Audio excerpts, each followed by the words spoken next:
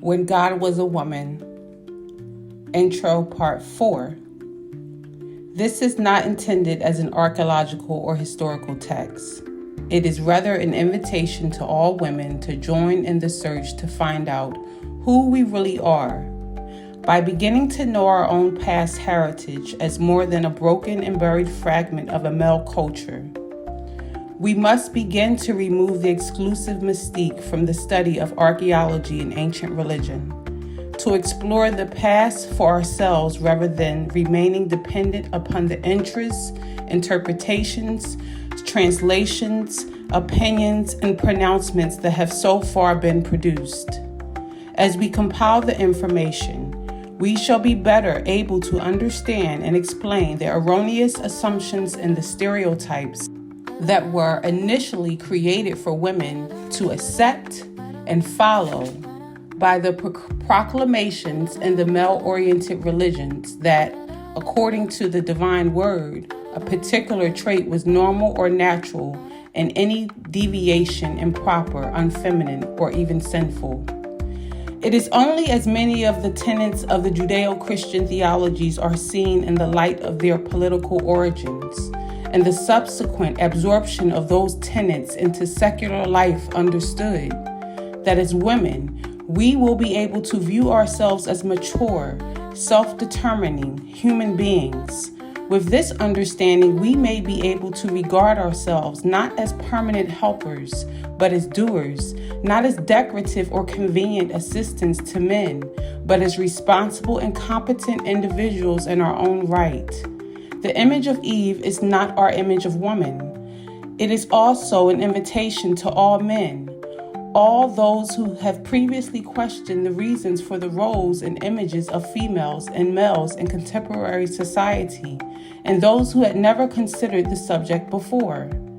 It is an invitation extended in the hope that becoming aware of the historical and political origins of the Bible and the role played over the centuries by the Judeo-Christian theologies and formulating the attitudes toward women and men today may lead to a greater understanding, cooperation, and mutual respect between women and men than has heretofore been possible.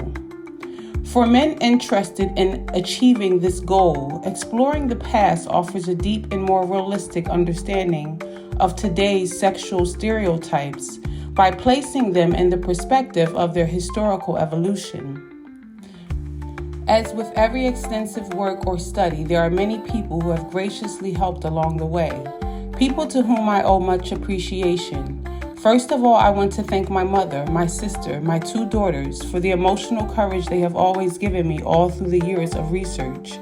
I would also like to express my appreciation to Carmen Khalil and Ursula Owen of Virago Limited, the feminist division of Quartet Books Limited in London, who both put so much time, effort, and personal concern into the original editing and publication of the book in England, and to Joyce Ingleson, Deborah Manette, Donna Schrader, and all those others at the Dow Press who have in turn each graciously contributed so much to this edition. Next, there are the museum directors, museum staff, museum and university librarians, archaeologists, and workers at excavation sites. So many that I hesitate to mention their names for fear of leaving someone out, but nearly all extremely helpful. Then there are the archaeologists and historians whose books I have used. There were many who included the most cursory fragments, even those who somehow managed to ignore the existence of the female deity altogether. Though some of the comments and conclusions caused me to flinch and astonished dismay at their unquestioned and internalized belief in a natural male dominance, their work in unearthing and deciphering the artifacts of the past has made this book possible.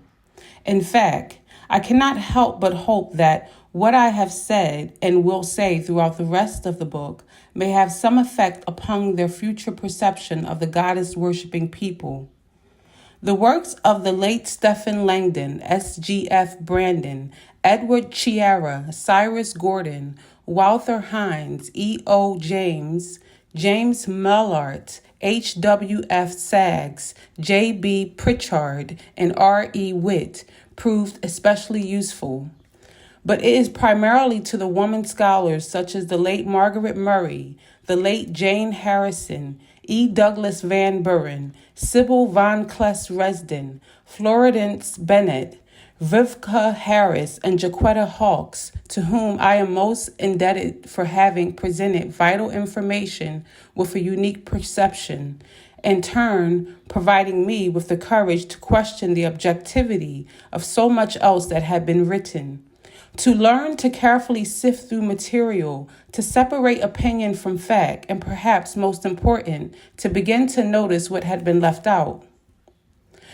Though archaeology and ancient religion may seem very isolated or esoteric fields, I hope that this book will encourage more people to explore these subjects for themselves so that someday we may better understand the events of the past, bring what has been carelessly or intentionally hidden out into the open, and challenge the many unfounded assumptions that have too long passed for fact.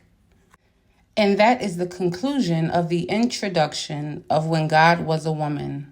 Thank you for watching, and please join me as we read this book at Oracle Candles on TikTok and Instagram.